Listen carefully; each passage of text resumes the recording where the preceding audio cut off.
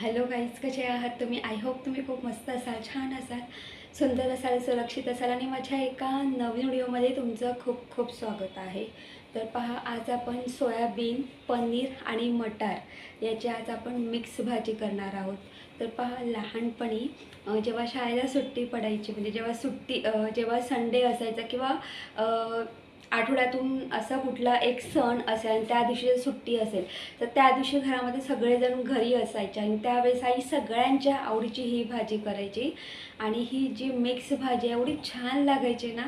आणि आई ही दुपारी जेवणामध्ये करायची. पण व्हायचं काय माहिती आहे, आई दुपारी जेवणामध्ये करायची आणि दुपारी जेवणामध्येच ही भाजी फस्त होऊन जायची, संपायची.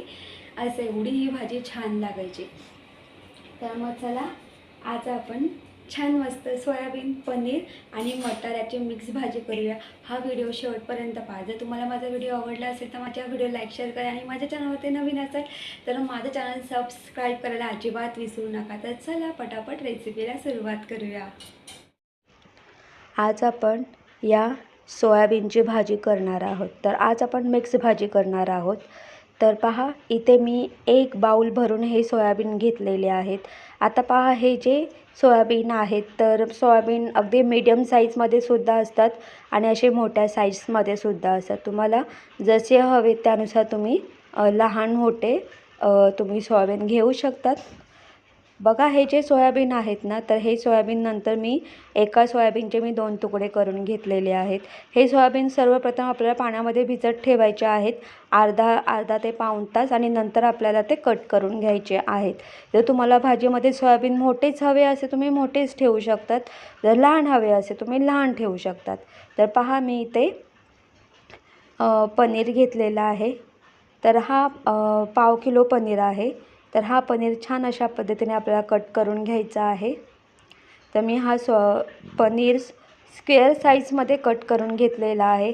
त्याचप्रमाणे तुम्ही पाहू शकतात मी सोयाबीनसुद्धा कट करून घेतलेला आहे. म्हणजे एका सोयाबीनचे 2 तुकडे करून घेतलेले आहेत. मग चला, आता आपण पटापट वाटण करून घेऊया. त्यासाठी मी इथे अर्धी वाटी खोबरा, त्यानंतर आलं, लसूण, मिरची, कढीपत्ता ॲड करायचा आपल्याला. आणि पहा, इथे मी कमी तिखट मिरचीचा वापर केलेला आहे. जर तुम्हाला जास्त तिखट अशी मिरची हवी असेल तुम्ही त्याचा वापर करू शकतात. आता हे सगळं ग्राइंडरमध्ये ॲड करून छान मस्त याचं आपल्याला अशा पद्धतीने वाटण तयार करून घ्यायचं आहे. ही भाजी आहे सिंपल, पण चवीला मात्र एक नंबर आणि भन्नाट अशी लागते. तर पहा, मी इथे एक असं भांडं घेतलेलं आहे. त्याच्यामध्ये मी ऑइल ॲड केलेलं आहे. ऑइल गरम झाल्यानंतर जिरं राई ॲड करायचं आहे आणि त्यानंतर बारीक चिरलेला कांदा ॲड करायचा. इथे मी 1 कांदा बारीक चिरून घेतला होता. त्याचबरोबर 1 टोमॅटो घ्यायचा आहे, तो सुद्धा आपल्याला बारीक चिरून ॲड करायचा आहे.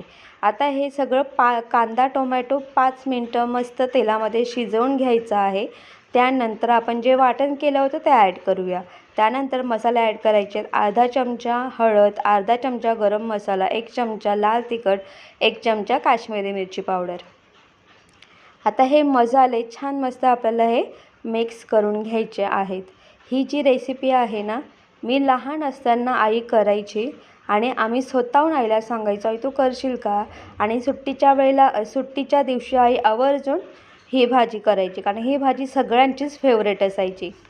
तर पहा, छान मस्त मिक्स करून झाल्यानंतर मी वाटणाचं पाणी ॲड केलेलं आहे. वाटणाचं पाणी ॲड करून मिक्स करून घ्यायचं आहे आणि झाकण ठेवून आपल्याला 5 मिनटं मंद गॅसवरती मस्त अशी एक वाफ काढून घ्यायची आहे. तुम्ही पाहू शकतात आपलं जे वाटण आहे त्या वाटणाला छान मस्त असं ऑइल सुटलेलं आहे. म्हणजे आपलं जे वाटण आहे ते शिजलेलं आहे. तर छान मस्त हे आपल्याला वाटण फ्राय करून घ्यायचं आहे. त्यानंतर पहा, आपण इथे सोयाबीन ॲड करूया. त्यानंतर मी इथे फ्रोझन वाटाणे ॲड केलेले आहेत.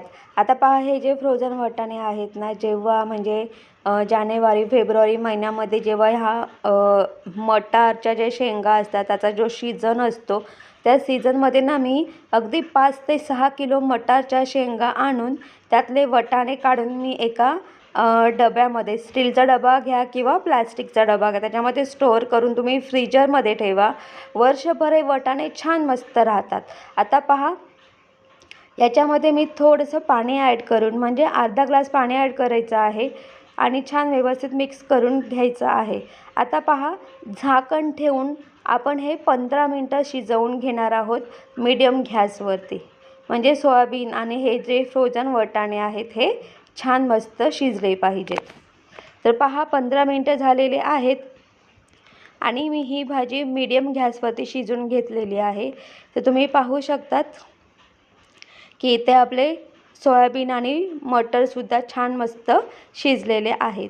आता आपण जे पनीर कट करून घेतला होता तो ॲड करूया.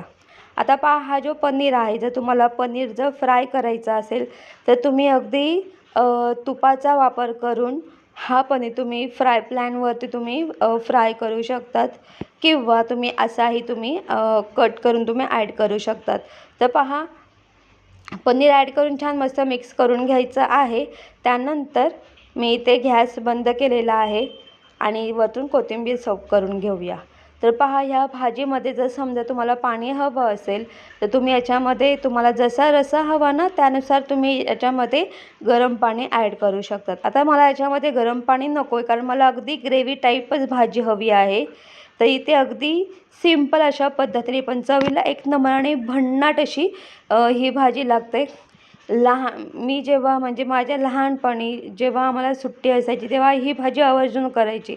पण जेव्हा ही आई भाजी आवर्जून करायची म्हणजे दुपारी करो वा संध्याकाळी करो, पण ती भाजी ना दुपारच्या वेळेला ना दुपारीच संपायची. म्हणजे ती उरतच नसायची, एवढी ती भाजी सगळ्यांना आवडायची. आणि ही जी मिक्स भाजी आहे सोयाबीन, पनीर आणि मटर, जर कधी ट्राय नसेल ना केली नक्की ट्राय करा. आता ही जी भाजी आहे ही भाजी तुम्ही भाकरी, चपाती, फुलका किंवा पुरीबरोबर सुद्धा खाऊ शकतात. मी ही भाजी जिरा राईस बरोबर सर्व केलेली आहे. मी या भाजीबरोबर जिरा राईस केलेला आहे. जिरा राईस आणि ही भाजी अप्रतिम लागते, नक्की ट्राय करा.